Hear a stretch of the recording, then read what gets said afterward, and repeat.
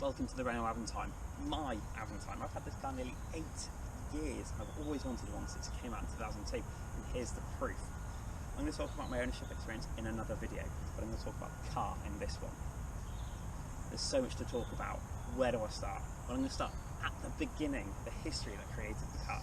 So, Matra, a car company known for its Le Mans cars, its three-seater sports cars, its faux SUV Rancho, originally came up with the MPV.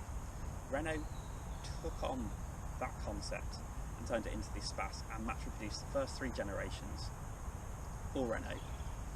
But when it came to the 4th generation, Renault decided to take that in-house, which left Matra without a car to build.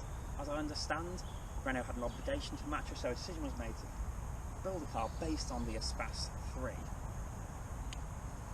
The car was supposed to be a new concept, aimed at older generations, the people that moved on from the Espace. Where did they go to? So they've created this 3-door coupe luxury car crossover.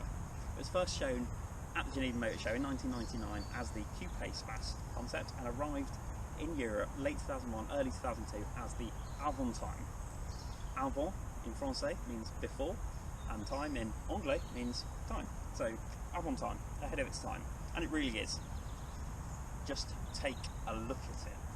So, it's a very unusual shape, it's a very unusual concept, and the construction is pretty unique as well. So it's based on the conventional underpinnings of the Espace, but it's got an aluminium roof structure. All the body panels, except the bonnet, are all plastic, and as you can see there's a big gap here because there's no B-pillar. And the doors are crazy long. I suppose to keep the proportions with the long wheelbase, they've made the doors well over 1 metre long.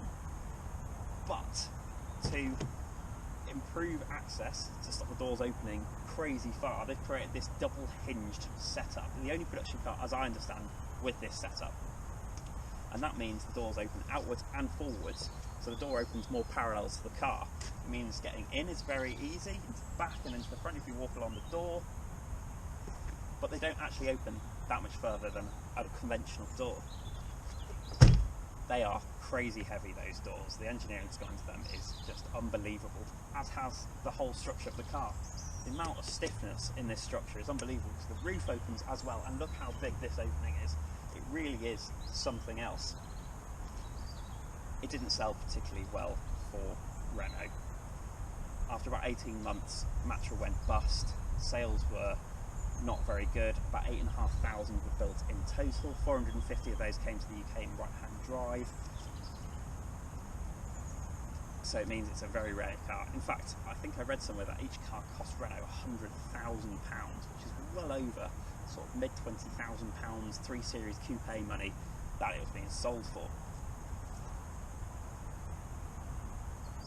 What did we get in the UK then? So we got a 2-litre petrol turbo with the dynamic trim level, so that was the entry level car, and then we got the 3-litre V6 privilege model with a manual gearbox or automatic gearbox. The 3-litre V6 automatic was the most popular car, and this is what this is. So it has all of the toys, apart from sat-nav. But in France and in Europe they got other models. They got a diesel engine, they got different trim levels, they got different wheels designs. In this market we got the 17-inch Rhodes alloys, which are very similar to what was fitted to the concept car. And I love them. I think they're a great size. They've got a very unique tyre size, 235/50/17, which is sort of like a semi-SUV tyre, so they're quite expensive to replace. So while I'm on the side then, let's talk about the styling. So as you can see, very unique shape. It arguably drops off the back, so it is a coupe and it is a hatchback. It's a 3-door hatchback, which is what a coupe has to be. It's very clean, it's very uncluttered. The styling is really all through these creases. Even things like the door handles and the door mirrors are unique to this car to deliver that shape, that design. And you've got a 2-tone roof, which has started becoming really fashionable. But this was 2002, this wasn't a very common design theme. It really is something special. It's like nothing else. It's tall, it's stubby, it looks smaller than it is. It is over 4.6 metres long, but it's a great looking car. let's talk about the styling of the front end, the face of the car. So it's got quite a long front overhang, but quite a short front end. The windscreen comes so far forward. You've got a short, stubby bonnet which cuts across the front of the car, and it's so steep in fact that the washer jet's going to be mounted on it. They're mounted in the wipers. The windscreen is really big and it's coated for glare, but it's also heated, and I think at this point in time Ford must have been reaping the benefits from Renault for their patent. You get thin xenon headlights, and these vents here, a strong styling feature of the Avantime, are functional. They are the inlet for the ventilation system. You can feel it sucking when you put the heating on. You get a single piece grille, so at the time Renault had a corporate look which had the two separate grilles, a French moustache if you like. So the Renault is making a bit of a statement here with the Avantime, with having a different front end look. It's very clean, it's very uncluttered. You've got fog lights down here which I've tinted yellow for a bit more je ne sais quoi. And I think it's just a very imposing look. It's got a wide stance, it's got a stubby bonnet, you sit quite high, it's very low to the ground, it's got a great presence about it. I love the back end of the Avantime. It really embraces that shake that ass Megane look that was going on for Renault at the time. It's got a really nice wrap-around rear window which is tinted. The silver roof also comes and wraps around the back of the car. You've got a roof insert here which is black plastic, which makes it look like the roof comes much further back than it does, so that's even styled. You get these big figure of 8 tail lights. This bit here is actually just a reflector though, and I like the Avantime script. It's very clean, it's very uncluttered. I've got parking sensors on my privileged model and an exposed tailpipe, so that is an aftermarket catback system. It's almost impossible to get an exhaust for this car. It should have a little twin pipe setup. I'm hoping to get something more akin to that later on. Let's take a look in the boot. So the boot is absolutely massive, practically an estate car. It really is that big, and it's very, very deep. You'll notice there's this insert here at the back, and you might wonder what that's for. Well, the parcel shelf comes off like this, and if you lower it on this ledge, it gives you a flat load lip and underfloor storage. And it's really, really rigid, so it can take quite a lot of weight. So that's really clever. Also, where the wiper cutout is, acts like a bit of a handle, so that's really clever. They've really thought that through. The seats do fold, but they don't fold flat, and it's a bit awkward to load things onto the seats. The speakers are actually in the roof here. Again, another unique Avantime solution for a problem. And you've got to be careful with these speakers, although it's really light. The sharp edges on that have actually hit my head a couple of times coming from the side, so you do have to be careful. The washer jet is also built into the wiper on the back as well, so again, something else which is just so much cost for a mainstream car like this. I love it. I think the styling from every angle is just brilliant. Brilliant. So let's talk about the interior of the car. So you step up into the car and sit quite upright, and the footwell is dug out and the steering wheel sprouts out the dash at you, and the rest of the dashboard is quite far back. You sit on these beautiful leather seats.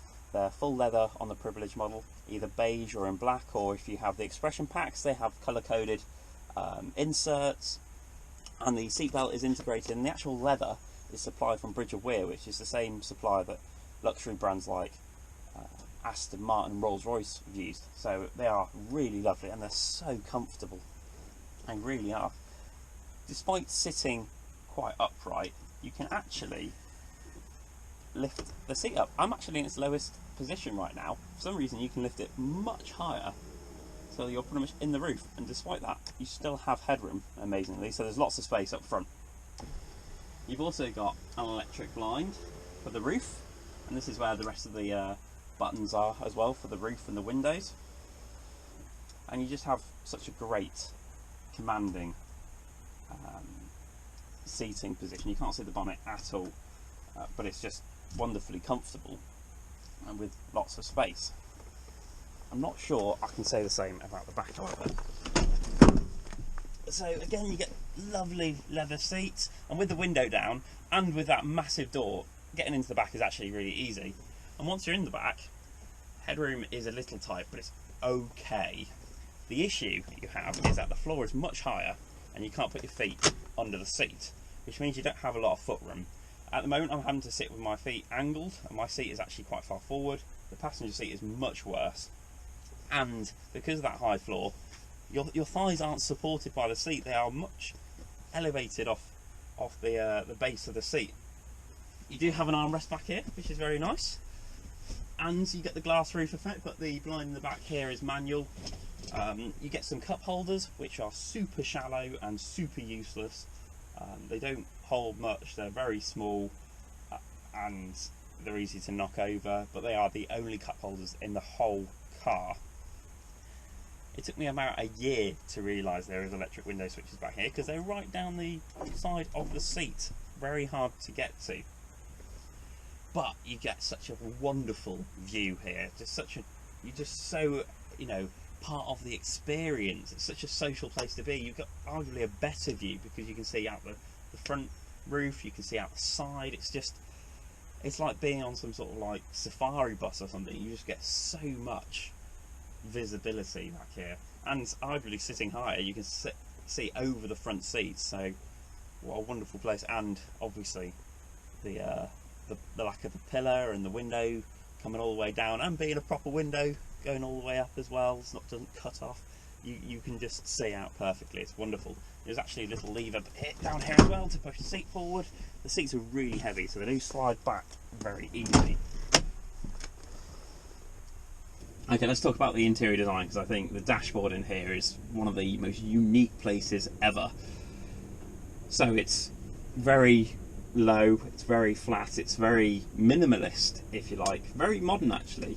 Only really the top bit here, the vents and the central display are shared with the Espace. The rest of it's pretty much unique, and it's a bit like the German language in here, because nothing is where you quite expect it to be. So you may notice there's no radio unit. The radio is actually located under the passenger seat, under the carpet, and to actually use the radio you either use the steering wheel controls here, located on the column, or the remote control located in here, like you would have for your telly.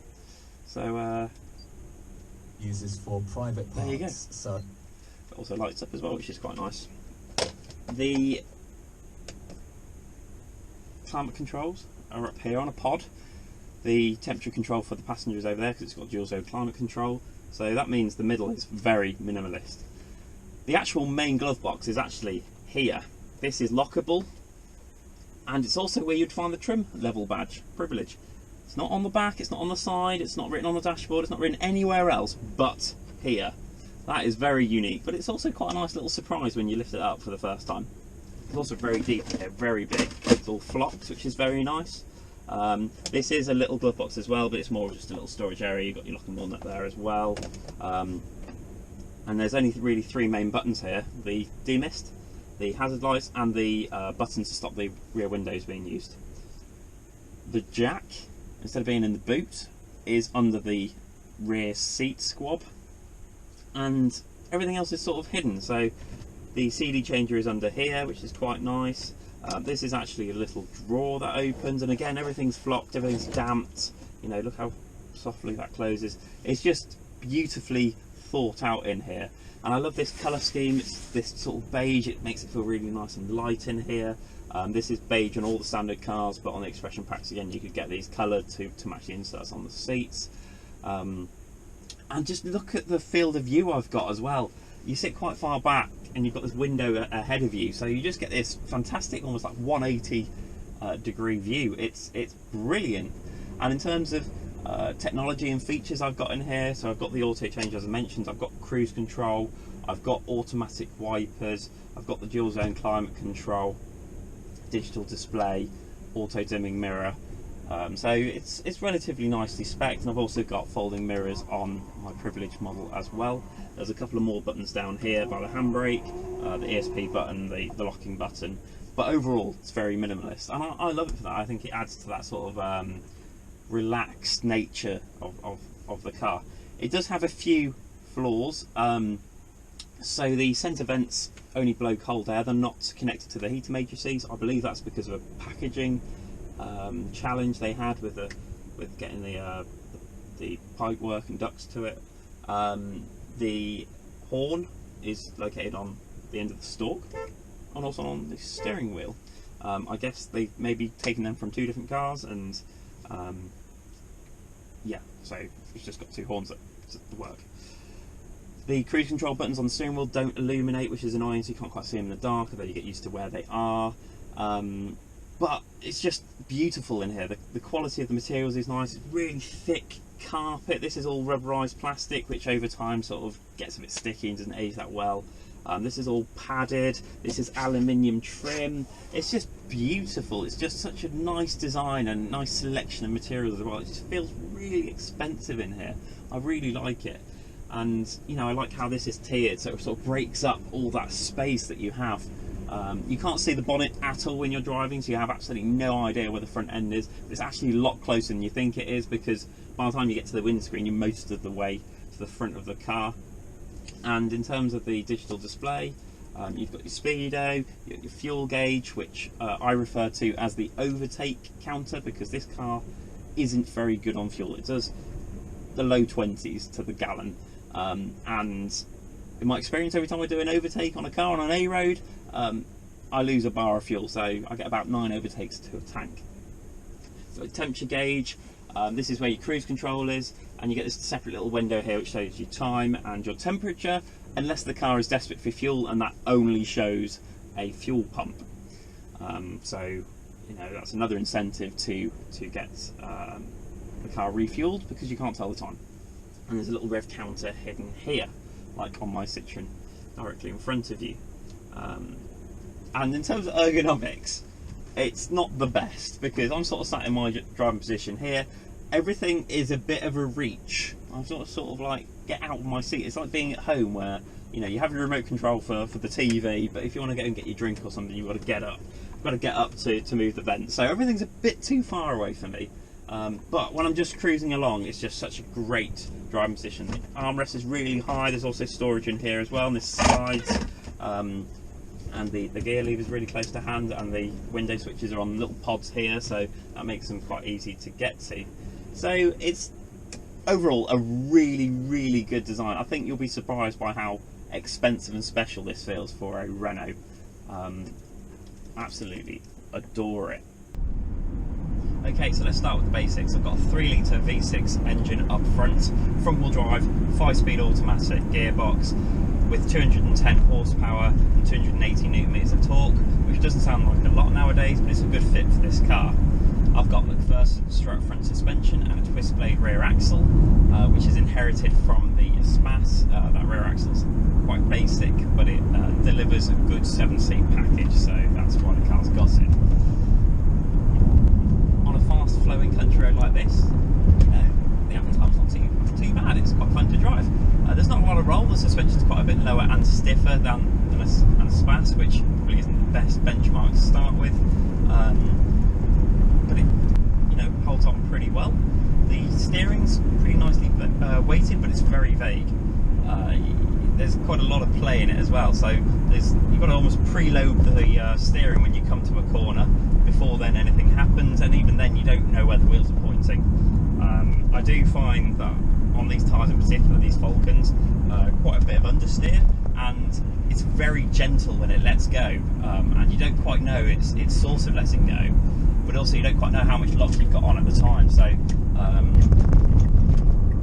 it can maybe catch you out. There's a lot of weight pushing the car forward. It weighs nearly 1.8 tons, which is quite a lot.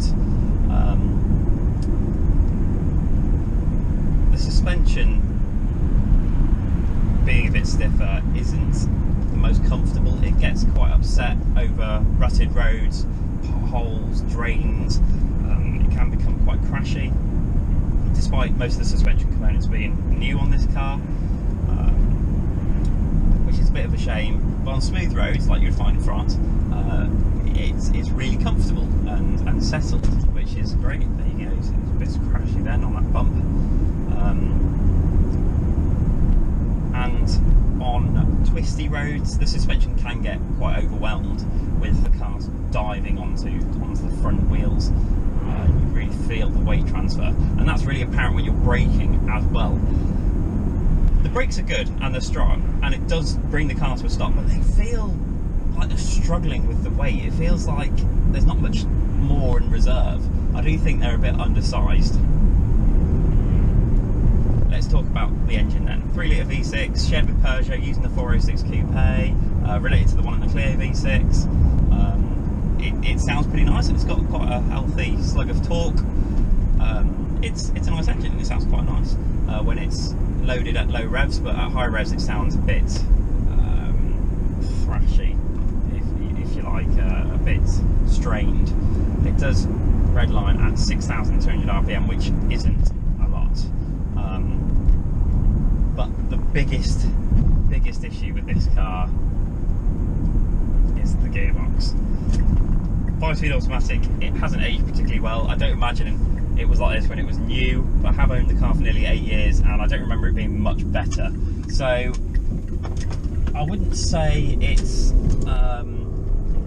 the smoothest gearbox or the most decisive. You're aware of every gear change. It was quite smooth then, upshifting, but there you go, downshift, it was very obvious, quite jerky. Sometimes it catches you out when it's what it's doing, so I'm on quite a twisty road now. Sometimes it changes down when you lift off for a corner, which is great, which is sort of what you want. Sometimes it does it mid-corner, which catches you out, which unsettles the car, which isn't great. Third to fourth in particular is quite rough. It seems to hold on to third, it's sort of forgotten what it needs to do, and then it shifts into fourth harshly, and you know it's coming because it's holding on to third, despite you not accelerating for too long, and then you know it's going to be a harsh fourth gear change. Also, if you shift down like now, accelerate, great, brilliant, then let off, it just doesn't change back up. Like, I'm barely accelerating at all, and it's still revving about 4,000 RPM. It's now just changed one gear. There you go, finally another gear. That's like seconds. It's just too long. It's too long. Another thing this car has, or the gearbox has, is something called neutral idle control. So it's a great feature, in theory, that when you come to a stop and the car's in drive, it'll select neutral. So that basically unloads the engine, which means it can idle really smoothly. It's not strained by the load in the drivetrain. It almost feels like stop-start too. The car just goes so smooth. It's really good, but in theory, when you lift off the brake, the car should immediately engage drive and off you go. And it doesn't. There's a pause, which means you come off the brake and you have to wait for it to engage drive and then go. And if you don't, if you go onto the throttle like you would do in a normal car, come off the brake, straight on the throttle, then there's a massive shunt. So I'll demonstrate that now. I've just come to a junction. I'm on the brakes, gone into idle control because I can feel it. Okay. We play ball then. But there's a massive shunt, so you almost have to wait for it to engage drive off the brake and then go. And at roundabouts, it's concerning because it just doesn't engage. The one way around it is to knock it into manual. If you knock it into manual mode, it will hold the car in drive, ready to go, which I end up having to do. It's just frustrating. I feel like I'm having to monitor the gearbox and override its decisions or prompt it. I can't let it necessarily do what it wants, leave it to its own devices. But enough about the dynamics, let's talk about the experience. So for me, this is the most calming place ever. The seats are so comfortable, I'm sat really upright, the pedals below me, I've got cruise control as well, so I don't even need to use them if I'm just cruising like I am now. Armrest is really high, I feel like I'm sat at home on a sofa. The seats are just so comfortable, I could sit in this car forever. Visibility is great, over shoulder and forward, so I never feel like I'm straining my neck to look anywhere. If I'm on the motorway or on a road like I am now, I've just got so much visibility, I'm not straining. Also, the speedo is really big and digital, so you just glance at it and you know what speed you're doing. You know, I'm not like looking at dials, which I think is a bit distracting and also just not that quick to process. And if you are doing a constant speed, the automatic is in one gear and not having to change gear or make decisions, then it's great. The engine, it lets the engine go into a really low idle speed, so I'm doing 30 miles an hour right now, I'm doing just over 1,000 RPM, so the engine's really quiet, it's unstressed, and it also uses the torque preserve quite nicely before it downshifts. So I'm going uphill now, it's probably in fourth, and it won't change down for a while. It'll use that torque that the engine has, rather than some modern cars are quite keen to downshift, which makes the car feel a little unsettled. Yeah, not downshifted at all, and just crawling up this hill, fantastic. It's just such a relaxing experience. Let's just give it some beans. Okay, so sort of downshifted once, downshifted again. It wasn't quite sure what I wanted, but it does pick up pretty quick. It is a quick car. Not 60 kilometers, about 9 and a bit seconds, but in the real world, it's usable performance for this way of car. Right, let's talk about other bits of the experience, and that is the open air, plein air mode in Francais, which I'll now engage. It's probably going to get a bit noisier. One touch of the button, it's a lot noisier. Maybe I'll slow down a bit so you can actually hear me. All the windows drop at the same time, front and rear, and the roof opens. The roof is a little slower, but look at this. Look at this visibility over my shoulder. Everyone in the front and rear has the same experience. It's just the outside is here with you. In the front, it's a lot less blustery because you've always got the windscreen and the two side windows to sort of protect you from the wind. In the back, it's pretty turbulent and a lot colder. And obviously, I've got the heating controls with the vents, so I'm actually quite warm. In the front, if you're in the back, it's not as warm or as pleasant, but it's exciting and it's such a sociable experience. It's brilliant, it really is. I just feel so connected to the outside, but sort of shielded from it as well. What a fantastic, unique selling point. Very few cars have anything like this. I know you get C-classes with you know, no B-pillars, but yeah, nothing like this at all.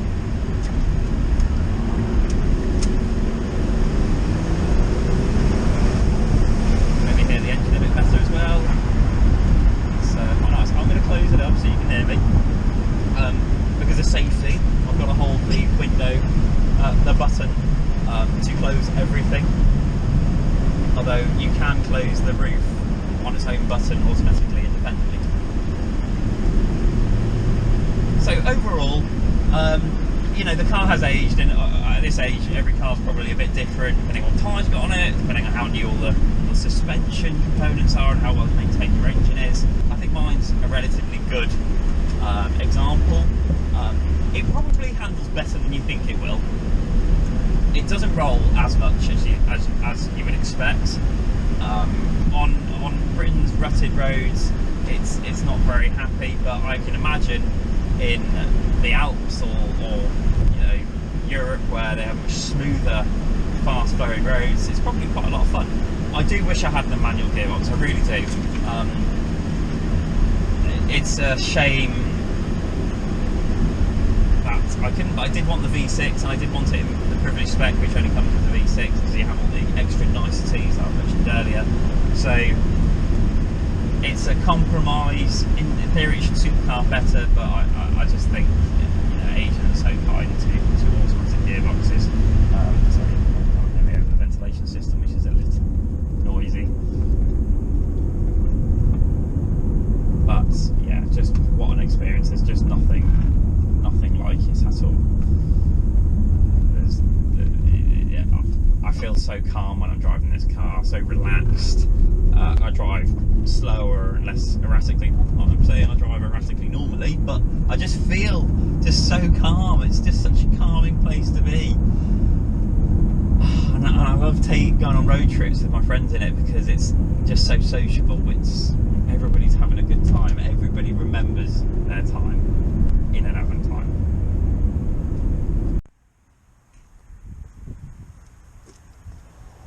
There you go, the Renault Avantime, a true legend in the history of the car. I don't think a car like this will ever be repeated again. I think it's just fantastic. I don't think there's ever been a commitment to a concept ever in car history. I just love everything about it. I love the idea of it. It's the three-door grand coupe, all the visibility. It's not just a car with a gimmick with the drop-in windows and the roof. I've thought about the construction. I thought about the access with the doors. I've thought about the experience and how it feels to be in it and how relaxing. Everything is harmonious. The design of the car, how clean and uncluttered it is, how clean the dashboard is, how everything is hidden. I just adore it. I just don't think there are many cars like this. This is luxurious, it's super rare, it's bespoke, the amount of unique parts there are on this car for a car that's based on another car. And these are all words you would use for something like an Aston Martin or a Ferrari, but this is a mass-produced, mainstream car, a Renault. I think it's wonderful, and I think I absolutely adore it, and I will always cherish it and preserve it. I think you should love it too, and hopefully you can see now as well. So, let me know what you think of the Avantime in the comments. On my Instagram, please follow me, please subscribe. I'm going to do some more videos on my Avantime and my other cars, so stay tuned. Thank you.